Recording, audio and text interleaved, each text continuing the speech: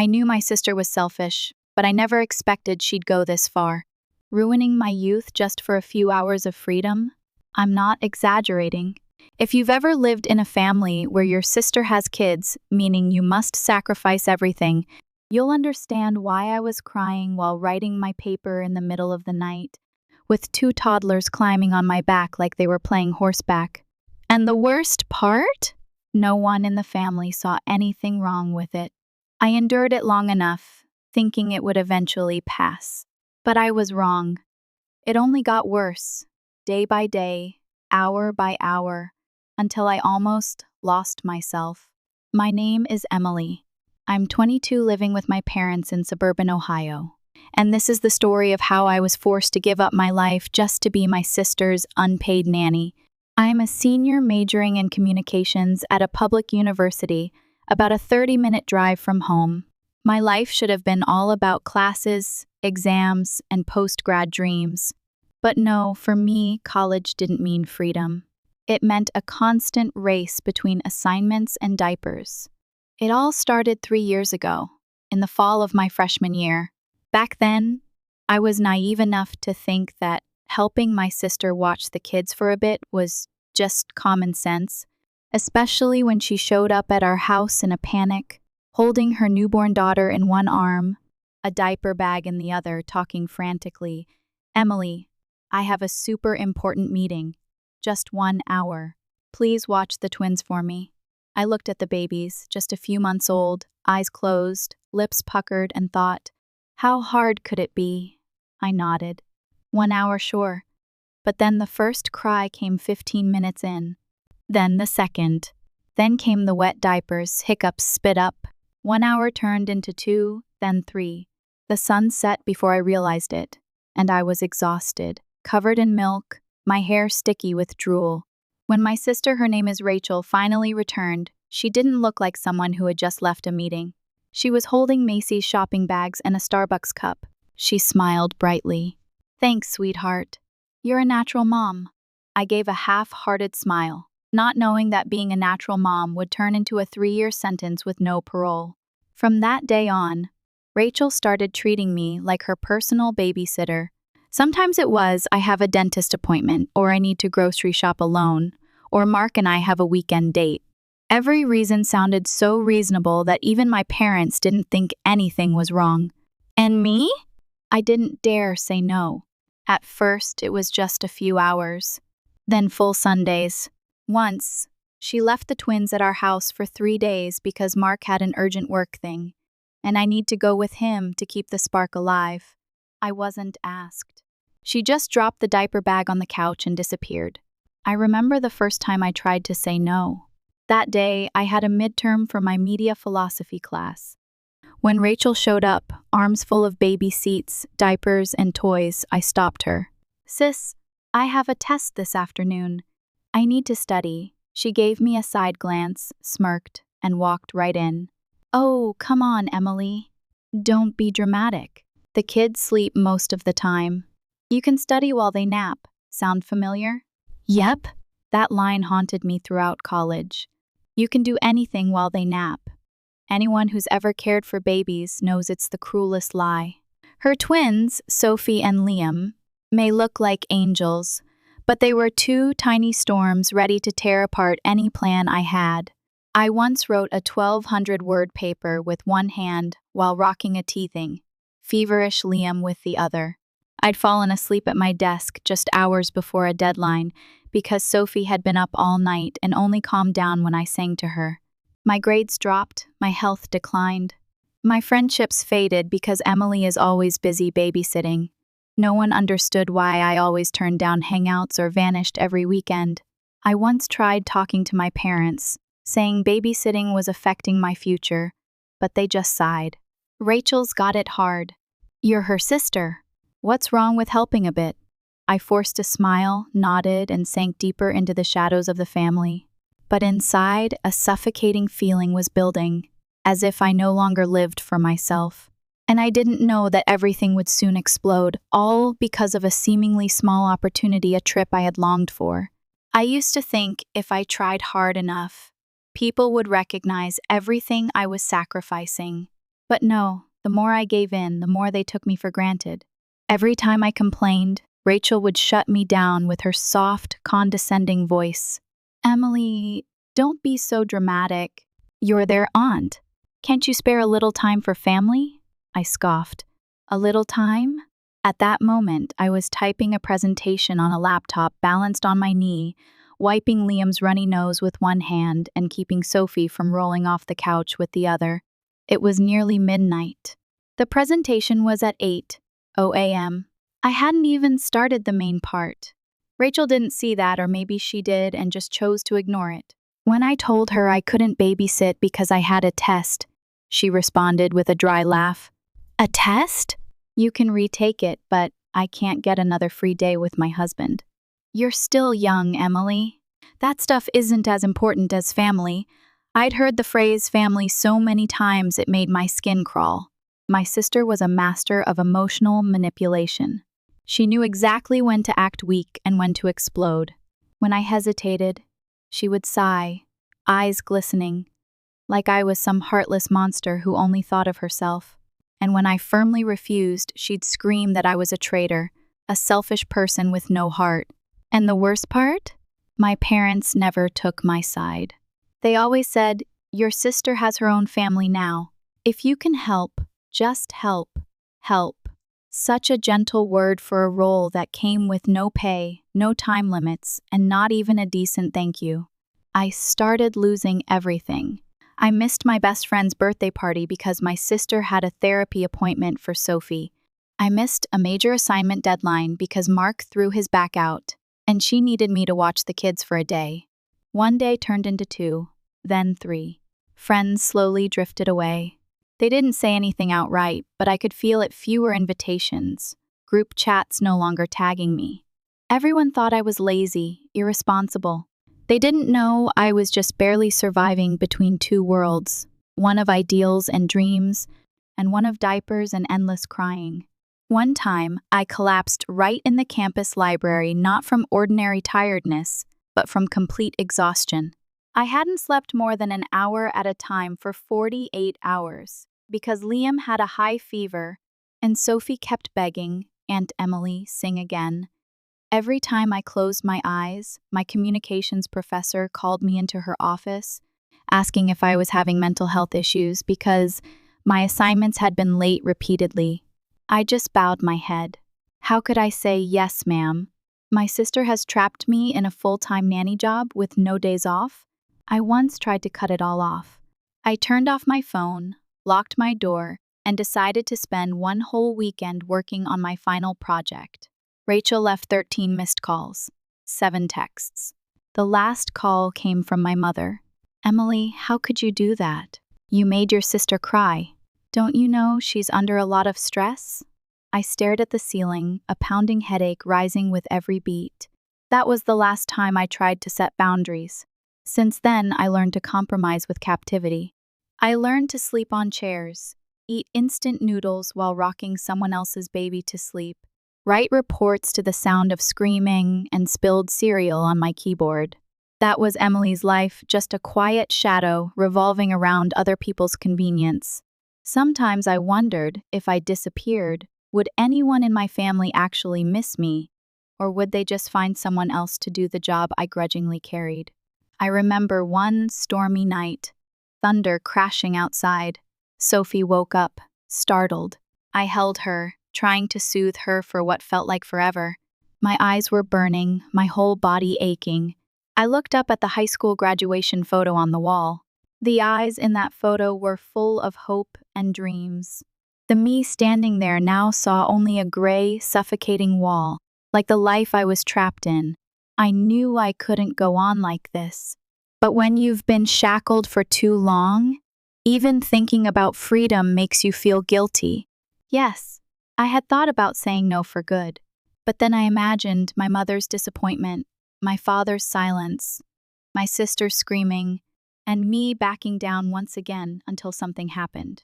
Something small, but enough to ignite the explosion I'd been holding in for 3 years. An invitation, a plan, a glimpse of hope. I didn't expect that glimmer of hope to be the very thing that revealed my sister's true colors. I can't even remember the last time I felt excited about my own life. But when I held the envelope with a $10,000 check from my grandmother for graduation, my heart pounded like a door had finally cracked open after 3 dark years. "I know you've sacrificed so much, my dear," my grandmother said, her voice trembling with age. "Now go do something just for yourself." I nearly cried at the dinner table. It wasn't just the money. It was the first true recognition I'd received after years of living for others. That night, I told my close friends, Sarah, Lily, and Grace, the ones who kept checking in even when I rarely had time to reply. Over a few cups of coffee, somehow the topic shifted to the dream trip each of us wanted after graduation. Grace wanted to go to Italy. Sarah was obsessed with Spain. And then Lily asked, "What about you, Emily? Didn't you used to say you wanted to go somewhere?" I smiled but felt a pang in my chest. Those dreams had been locked away in my memory for so long. But then I answered, for the first time in years, with real confidence, France. I've always wanted to see the Eiffel Tower and sit in a cafe on the streets of Paris. The table went silent for a moment. Then Grace clapped. "Then let's go! Let's go to France." Within just 1 hour, everything changed. My phone lit up non-stop flight booking websites, hotel reservations, travel plans. Laughter filled the room. My eyes lit up. For the first time in 3 years, I could clearly see the light of something called hope. The plane tickets were booked. The hotel in Montmartre was confirmed. We would leave in early August, just 3 weeks away. I had made a packing list, bought a new suitcase, and started reading up on French cuisine. I had never felt more like Emily, not a babysitter, not Rachel's silent shadow, but me, a young woman, freshly graduated, excited to see the world. The next day, I got home earlier than usual because Mom said we were having a family dinner. Dad was grilling outside, and the smell of barbecue sauce filled the whole house. And, of course, Rachel showed up, dragging Mark and the 2 kids, who were screaming and running all over the place as usual. After dinner, while everyone was still at the table, I shared my news. "I've booked a trip to France this August.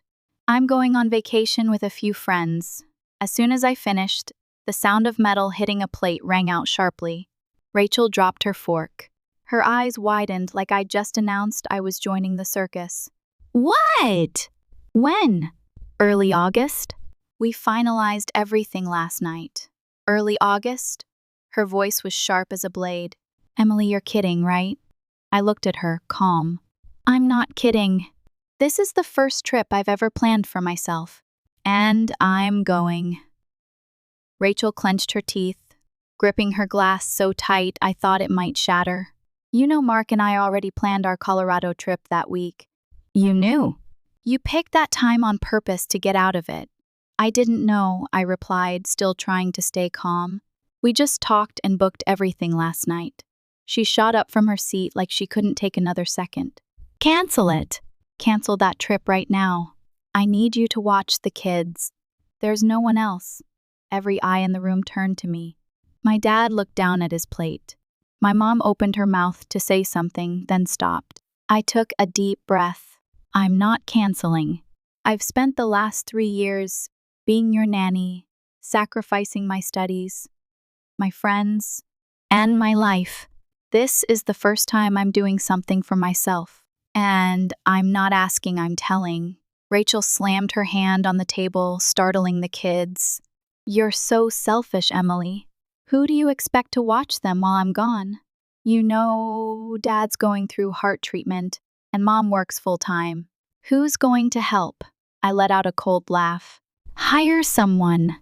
If you can afford a vacation, you can afford a babysitter." "No, no, no," she screamed. "I don't trust strangers.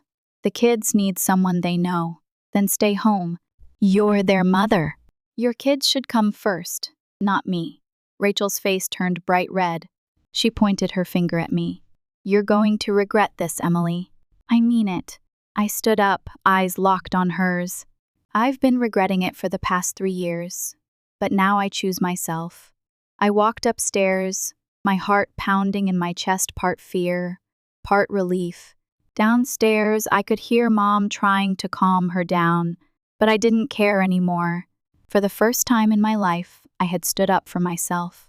I had no idea that was just the beginning. A storm far worse was brewing, just because I dared to dream of a trip. I thought after that night, things would settle down, that Rachel, no matter how angry, would accept the truth. I was no longer the obedient little sister who always said yes. But I was wrong. The next morning, she showed up at our house. No warning, no knocking, just like always. I had just opened my eyes when I heard the kids screaming downstairs, Sophie crying because she couldn't find her favorite teddy bear, Liam banging his toys on the floor like he was leading a drum line. I dragged myself down the stairs, still in my pajamas, hair a mess.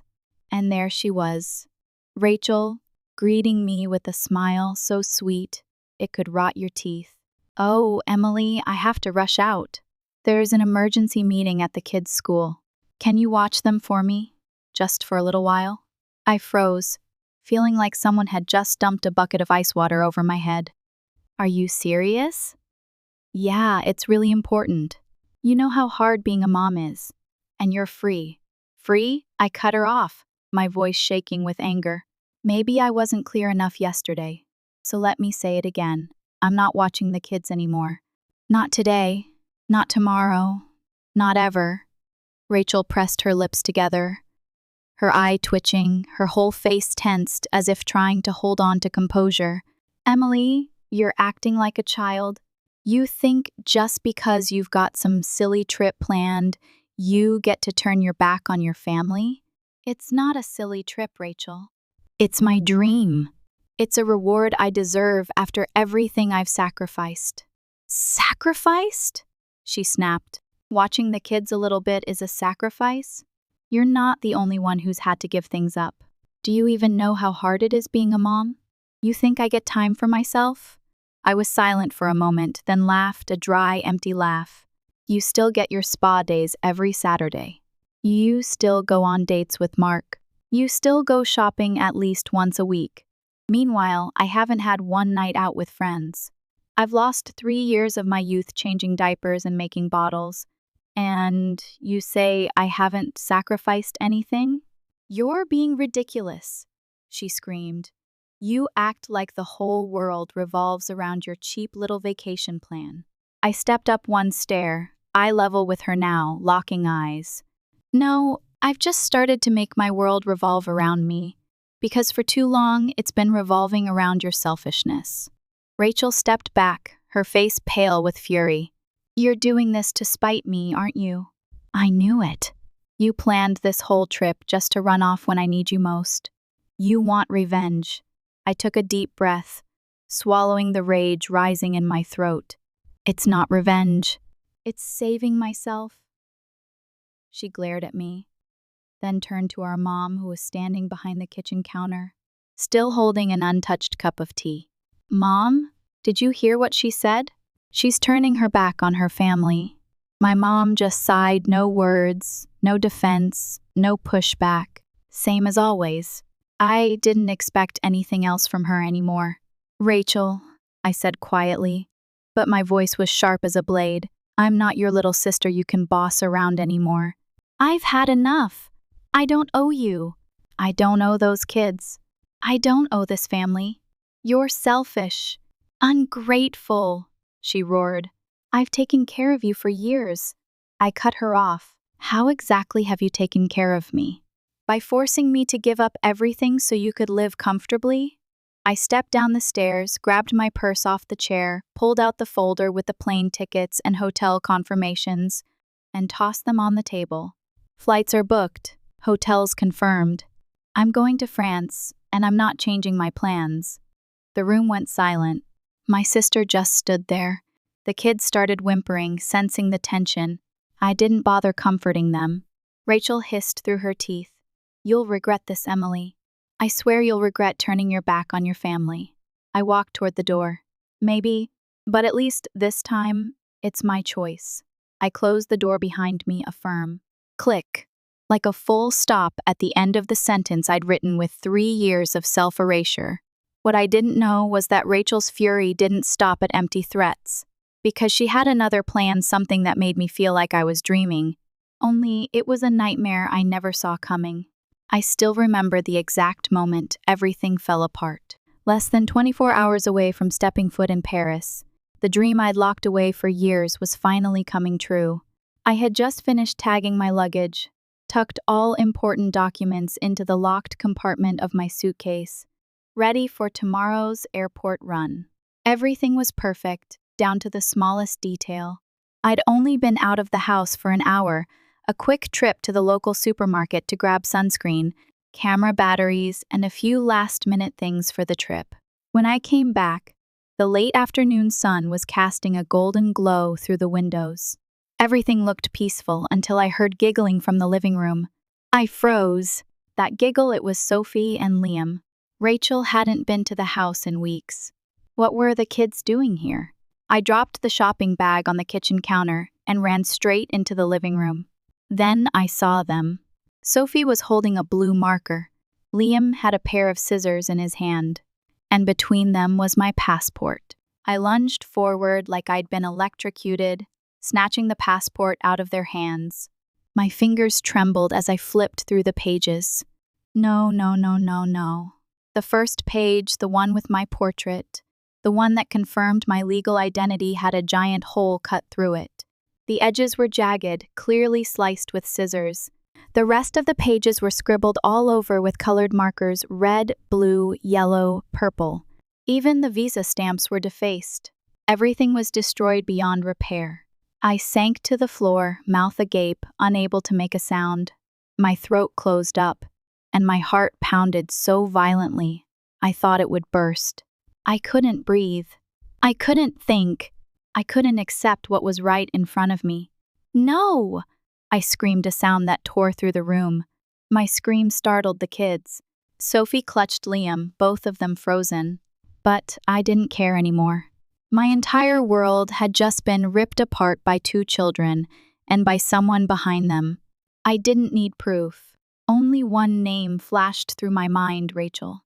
I screamed again, this time with tears, anger, pain, and helplessness all twisting into one uncontrollable cry. Less than a minute later, my parents and Rachel rushed into the room. My mom looked horrified at the scene. Me collapsed on the floor, clutching my shredded passport, tears pouring down my face. "What happened?" my mom cried out. I held up the passport, shaking like I might explode. "Look! The kids destroyed my passport. I'm supposed to fly tomorrow, Mom." "You know that. Today's the last day." Rachel didn't even look surprised, no remorse, no shock, no concern. She crossed her arms and sighed. "Emily, you really need to be more careful with important things. You know how curious the kids are. Why would you leave your passport somewhere they could get to it?" I snapped my head toward her, eyes blazing. "What?" I nearly screamed in her face. "I didn't leave it out. It was in a locked suitcase, in a hidden compartment, inside a sealed document pouch. You think 2 5-year-olds just happened to open all that and grab my passport?" My mom opened her mouth, trying to say something, but nothing came out. Rachel remained calm, almost smug. "Kids are smarter than you think. Maybe you forgot to zip it up. Maybe you were careless. But blaming the kids isn't fair." I stood up, clutching the ruined passport, my voice coming from the depths of despair. "Stop pretending. You gave it to them. I don't know how, but I know you did this. You knew I wasn't canceling my trip, so you made sure I couldn't go. This was all part of your plan, wasn't it?" Rachel shrugged casually, inspecting her bright red nails. "You're being paranoid. If you leave important things around kids, you suffer the consequences. You're the adult here, Emily. Take responsibility." My mom stared at me, confused. My dad said nothing, unusually silent, his hands clenched like he was holding something in. I stepped back, looking at all 3 of them: Rachel, my mom, my dad, then at the 2 kids, still sitting on the floor, wide-eyed and innocent. The room spun. I felt nothing. My heart was shattered, but the rage inside me still burned. Slow and steady, I gripped the ruined passport tightly and spoke, my voice barely more than a whisper but solid as steel. "You think you've won, don't you?" Rachel smiled the kind of smile that tasted like poison. "I don't need to win. I just need you to stay." I nodded, a bitter, hollow nod. But inside me, something shifted stronger now, colder. She thought she had just crushed my last hope. But Rachel forgot one thing. I'm someone who spent my youth living in sacrifice. And someone like me, once they've lost everything, doesn't give up easily. I sat frozen on the couch, still clutching the shredded passport in my hands, my mind a whirlwind of pain, anger, and utter confusion. Rachel stood there, calm, as if she had just cleaned up a pile of toys, not destroyed the dream. I'd waited 3 years to realize. My mom was trying to soothe the 2 whimpering kids, and my dad remained silent until he stood up. I had never seen my father like that. His eyes were ice cold, his voice low and sharp as a blade. "Sophie, Liam, come here with Grandpa for a moment." The kids hesitated, glancing at Rachel as if seeking permission. She froze but didn't dare stop them. "Come here, kids," he repeated, his tone leaving no room for refusal. Sophie tugged on her brother's sleeve, and they walked over. My dad knelt down to their level, and his expression softened just a bit. "Sweethearts, Grandpa just wants the truth. Who gave you Aunt Emily's passport? Who let you use the scissors and markers?" Liam blinked, then smiled brightly, like he was telling a harmless secret. "Mommy did, Grandpa. She said we were making a surprise gift for Aunt Emily." My heart stopped. The air in the room thickened. Each word from that little boy cut through every nerve in my body. Sophie mumbled softly. "Mommy said the picture in the passport was ugly and needed to be cut out. Then she said to decorate it pretty so Aunt Emily would love it." I turned to look at Rachel. Her face had gone pale, frozen like stone. Every trace of smugness from earlier had vanished. My father stood up suddenly. "What the hell is this, Rachel?" His voice cracked through the living room like thunder. My mom jumped in shock, and Rachel took a step back, her face white as a sheet. I just what?" he roared. "You taught those kids to destroy your sister's passport? Do you even realize what you've done?" Rachel started trembling, fumbling for an excuse. I just wanted her to stay. I panicked. Mark couldn't change the tickets, and I had no one to watch the kids. So you destroyed Emily's plans and dragged your own children into this disgusting stunt?" His voice cracked from the fury and disappointment. I had never seen him this angry, not even during his worst arguments with Mom. Rachel burst into tears, mascara streaking down her face. She threw herself at my mom, clutching her arm like a drowning woman. "Mom, I'm sorry. I didn't think it would end up like this." My mom just shook her head silently, pulling her hand away, eyes filled with tears. My father stepped to the center of the room. His voice was no longer loud, but ice cold. "That's enough. Emily, come here." I stood up, though my hands and knees were still trembling, my heart still aching.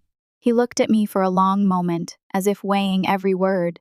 "I'm sorry, Emily, for letting you suffer this long without speaking up. I've seen it all. I've just stayed silent for too long." I bit my lip, not trusting my ears. Then he turned to Rachel, and his voice became stone. "The $400,000 your mother and I were going to give you to buy a house? It's canceled. Don't call. Don't beg. Don't try to negotiate. From this moment on, every cent will go to Emily." Rachel's head shot up like she'd been doused in cold water. "What?" "You heard me," he said without blinking. "You don't deserve any support. Emily will use that money to start her own life, far from your toxic manipulation." "You can't do this," Rachel screamed, almost hissing. "I'm your daughter. I have a family. The kids need a home." "Then figure it out," he said flatly. "Emily is my daughter too, and she's sacrificed more than enough." No one said another word. Rachel collapsed onto the couch, sobbing while the kids looked around, confused and wide-eyed. My mom stood by the window, silent as a statue, her shoulders trembling slightly. And me? I felt something inside me ache, but also something strange and light. I never thought my father would stand up for me like that. I never imagined I'd be handed a chance to escape the dark cycle I'd been trapped in for so long. But that moment, broken and chaotic as it was the first time I truly felt like I had a voice. And I knew I was never going back to the person I used to be. I thought after that explosion, everything would be shattered beyond repair. But strangely, from the wreckage, freedom began to flicker. Even though my passport was destroyed, even though my trip to France was canceled at the last minute, I was left with something far more precious: clarity. I cried all night, but not because I missed the trip. I cried because, after all these years, I finally saw my dad take my side. The next morning, I got a call from Sarah. "Emily, we heard everything," Grace said. "Your mom called her. Your passport got destroyed?" Oh my God, we're so freaking mad. I gripped the phone, my voice tight. "I'm sorry I ruined everyone's plans." There was a pause. Then Sarah spoke firmly. "No, I'm just going to ask you one thing. When will you have a new passport?" I was stunned. "Well, wait," Lily cut in, her voice unwavering. "The trip means nothing if you're not there." Grace laughed softly. "Paris has been around for hundreds of years, Emily. It's not going anywhere. But us? We only have this moment. We go together, or not at all." I covered my face and cried. But this time they were tears of gratitude, of peace, of warmth. I had never felt so truly loved in my life. It took nearly 2 months to get a new passport. During that time, I did something I had always been kept from doing. I lived for myself. Dad started transferring portions of the house money into my account, just like he promised.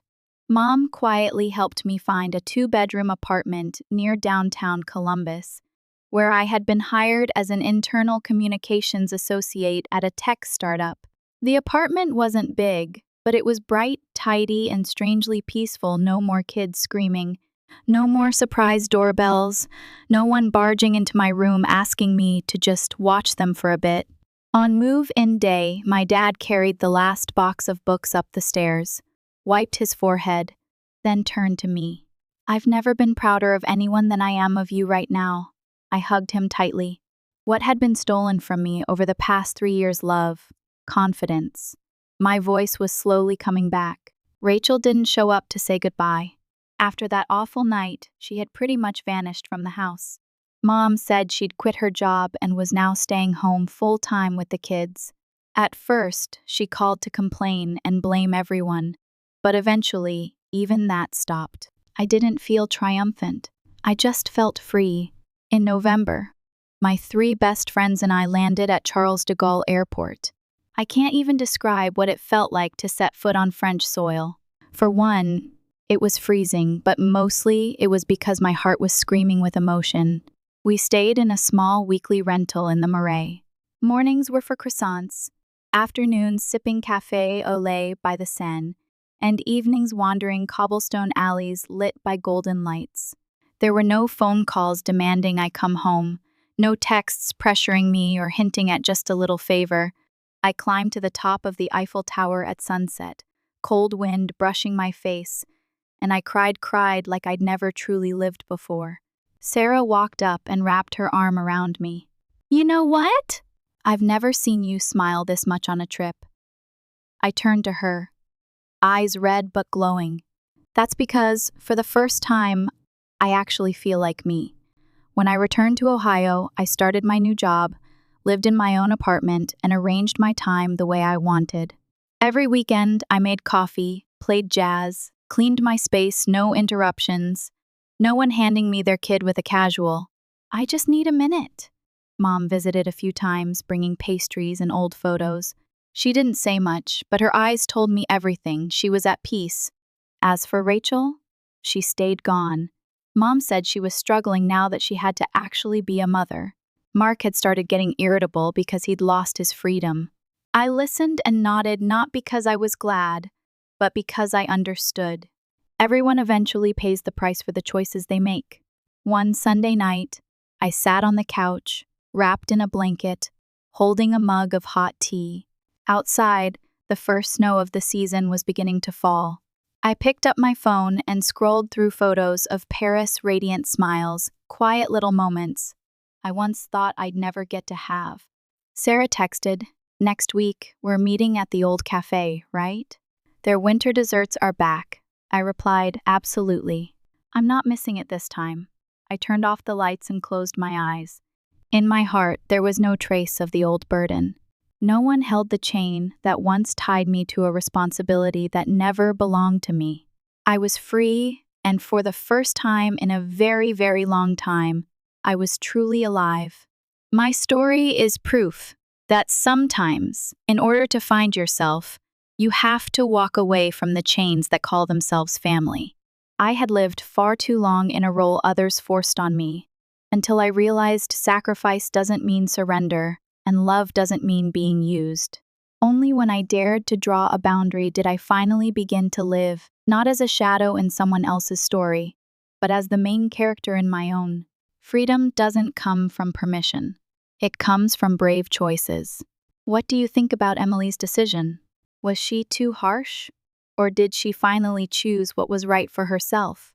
Share your thoughts in the comments, and don't forget to follow the channel for more powerful family stories.